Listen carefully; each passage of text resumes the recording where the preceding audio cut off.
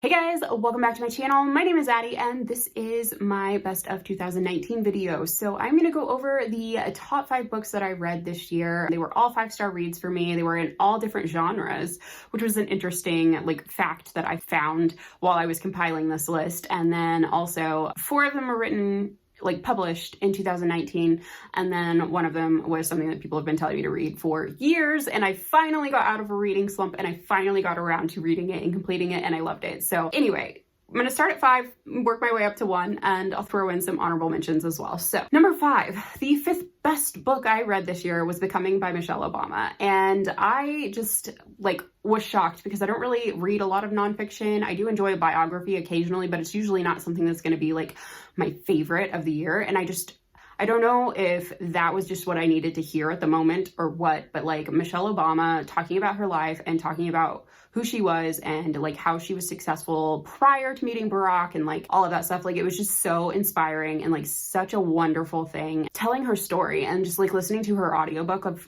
her talking about how she grew up and who she was and who she wanted to be and everything. It was just amazing. I enjoyed it so much. If you haven't read it yet, definitely pick it up if you're interested in it at all. It's just really nice to see very powerful women. So all right, so since my 5th favorite book of the year was about former First Lady Michelle Obama, it totally makes sense that my next favorite book that I read this year was, of course, about someone else in the White House, and that was First Son Alex Claremont Diaz.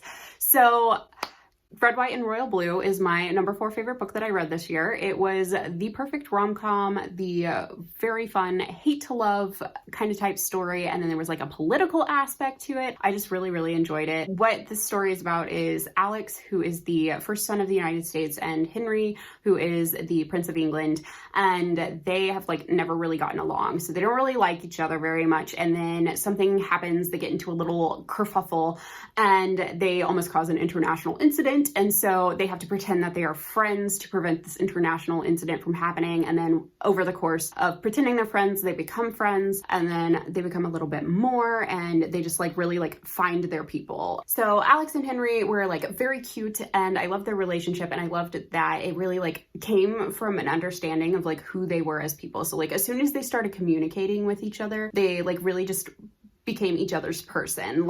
Nobody really understood them as well as the other person did, and it was just so cute, and I thought it was so well done, and it was written so well.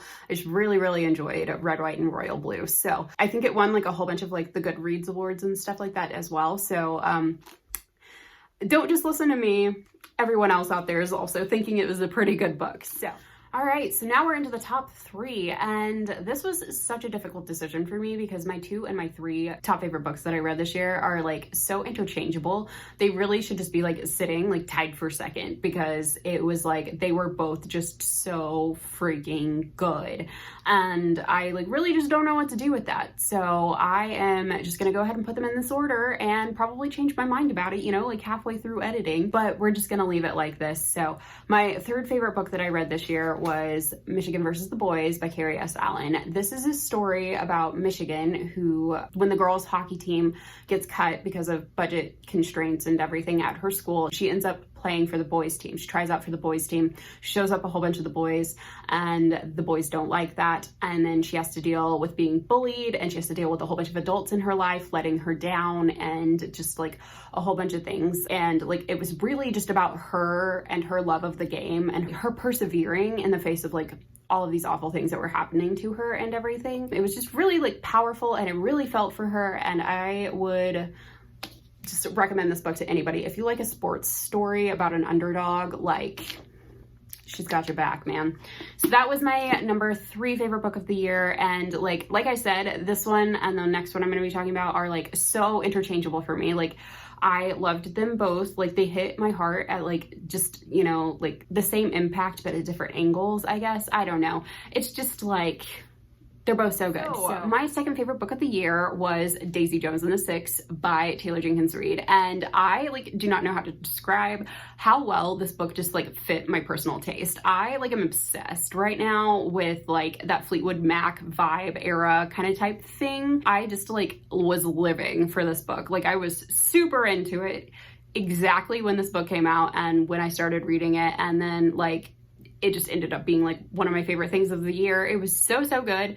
I even liked it better than The Seven Husbands of Evelyn Hugo. Like I liked it quite a bit more than I liked Seven Husbands of Evelyn Hugo. And it's probably purely because of the music aspect of it. Like that was the story that I wanted to hear. Like I didn't really care about a Hollywood starlet, but I really do care about musicians. So that was kind of where that one went. And the story is of course about Daisy, who is a female artist in like the 70s, who is like very powerful, has this very sultry voice, and she is like not here to take anybody's crap. She is the star. She was cool. She was badass. I don't know if I'd want to be her friend because she had like that whole addiction thing going on. Like I think I'd just remove myself from the situation, but like reading about her story, was great. And then there was The Six, which awesome. Love watching the like different dynamics of like what everybody was thinking in the band as like different things like were coming through. Like the guitarist that hated the lead singer and the guy that was like the creative like director for The Six, like the guy who hated him, I was like,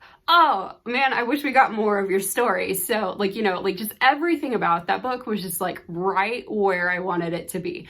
So I absolutely enjoyed it. And then like after you are like into this book and everything, like there's this really, really great like depiction of like the different aspects of addiction.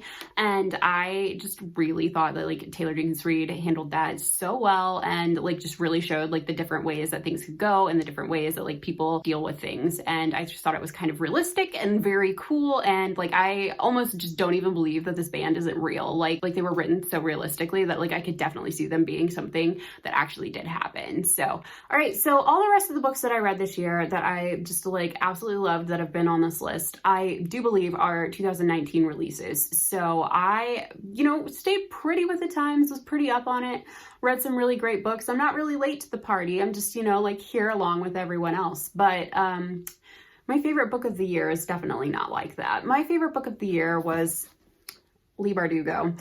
I loved this book. Like I loved this book more than I thought it was possible to like love a book in this day and age for me. Like this literally like changed my life, I think, a little bit. This is a story about 6 people who have to go out and pull off this impossible heist, and they don't really like each other, and they don't really like working with each other, and they have to do it to get things done. And so they become this big found family and have to pull off this impossible heist. And, you know, then it goes into the second book where, you know, things have gone wrong and now they've got to like solve that whole problem too. Just such a good book.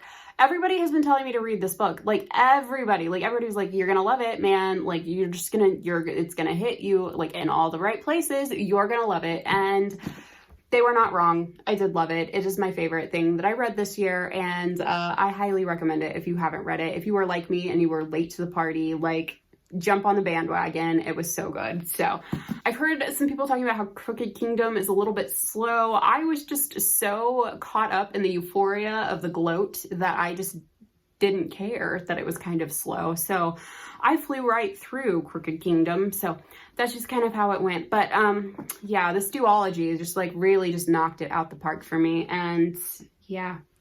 All right, so those are my top 5 favorite books of the year, and like I am just so pleased with my list, honestly. Like mostly just from the fact that like they're from all kinds of different genres. I've got a nonfiction book, I've got a YA fantasy book, I've got a YA contemporary book, I've got an adult romance book, I've got a historical fiction novel. Like everything was good for me. Like it was just all over the place and a little chaotic and just a lot of fun. So I really had a great year. I hope everyone else did as well. And if you like this video, please hit the like button. If you really liked it, subscribe to my channel. And yeah, I hope everyone has a good end of the year. I will see you guys next week. So have a good day. Bye.